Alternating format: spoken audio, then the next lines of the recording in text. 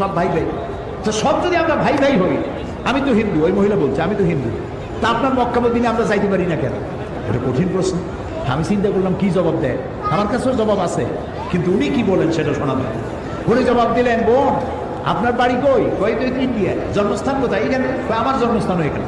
আচ্ছা বোন, আপনি কি জানেন যে ইন্ডিয়ায় এমন এমন জায়গা আছে যেখানে এখানে জন্মগ্রহণ করার পরেও সে জায়গায় আপনি আর আমি যাইতে পারি না? এরকম জায়গার নাম জানেন? কোন এরকম জায়গা থাকবে কেন? আমি ইন্ডিয়া জন্মগ্রহণ করছি, সব জায়গায় যাইতে পারি। উনি বললেন বুঝি না, এখানে এমন এমন জায়গা আছে যেখানে আপনি আমি প্রবেশ করতে পারবো না, তার নাম ক্যান্টনমেন্ট। ক্যান্টনমেন্টে আপনিও ঢুকতে পারবেন না, আমি ঢুকতে পারবো না।